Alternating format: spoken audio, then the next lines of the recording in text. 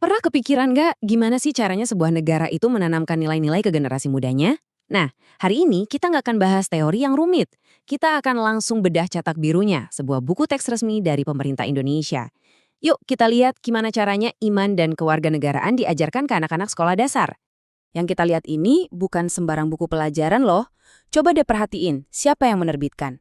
Kementerian Agama Republik Indonesia. Ini adalah panduan resmi dari negara tentang gimana agama dan karakter atau budi pekerti harus diajarkan kepada siswa kelas 6. Jadi, ini benar-benar cetak biru yang disetujui negara.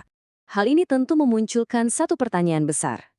Di negara yang super beragam seperti Indonesia, gimana caranya mengajarkan keyakinan agama yang kuat tanpa mengorbankan persatuan nasional?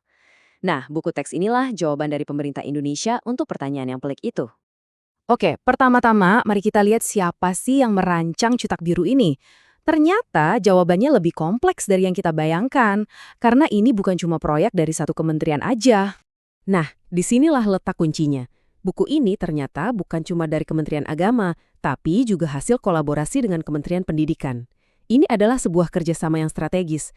Artinya, dari awal, tujuannya itu bukan cuma ngajarin agama, tapi juga menyelaraskan ajaran itu dengan tujuan pendidikan nasional yang lebih luas. Jadi, hasil akhir yang diharapkan itu apa? Kurikulum ini punya satu tujuan utama, menciptakan pelajar Pancasila. Inilah visi pemerintah tentang seperti apa sih sosok siswa Indonesia yang ideal itu. Buku ini ngejelasinnya spesifik banget. Pelajar Pancasila itu adalah seorang pembelajar seumur hidup yang punya kompetensi global, tapi yang paling penting perilakunya harus mencerminkan nilai-nilai Pancasila.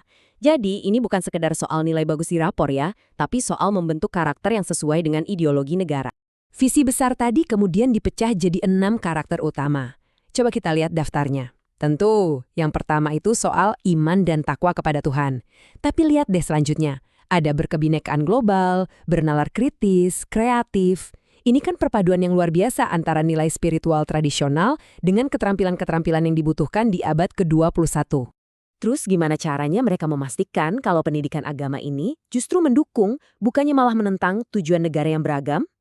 Jawabannya ada pada pilar utama kurikulum ini, moderasi beragama. Kenapa sih moderasi ini penting banget? Kata pengantar di buku ini ngejelasin alasannya.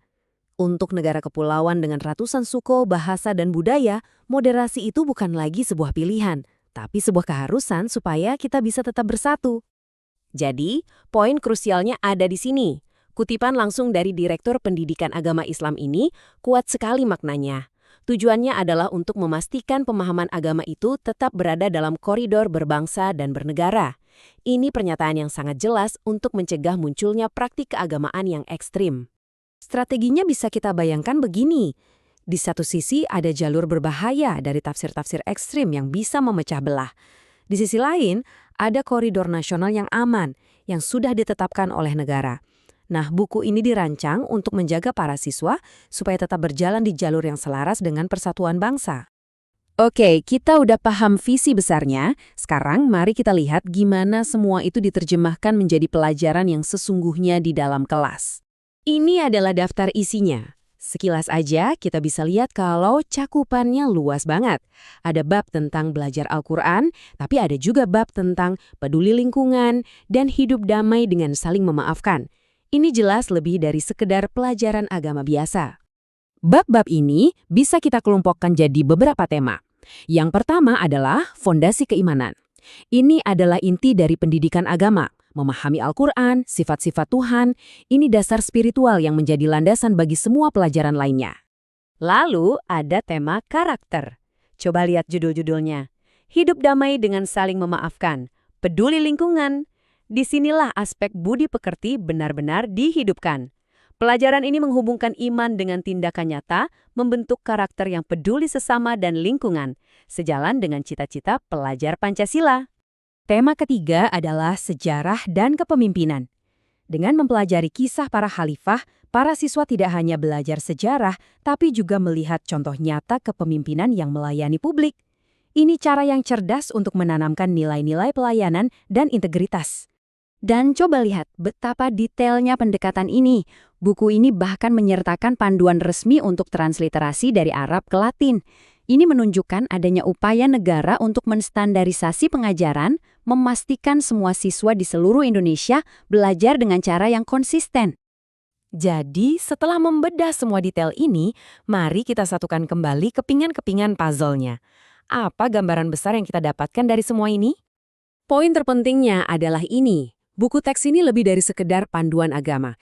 Ini adalah sebuah instrumen yang dirancang dengan sangat cermat untuk pembangunan bangsa atau nation building. Setiap bab, setiap konsep, dan setiap tujuan diarahkan untuk membentuk seorang warga negara yang soleh secara spiritual sekaligus terintegrasi secara nasional. Pada akhirnya, pendekatan Indonesia ini menawarkan satu jawaban atas pertanyaan yang fundamental, bagaimana cara menyeimbangkan yang sakral dengan yang sipil atau urusan kewarganegaraan. Ini adalah upaya yang sangat kompleks untuk menumbuhkan iman sambil memperkuat bangsa.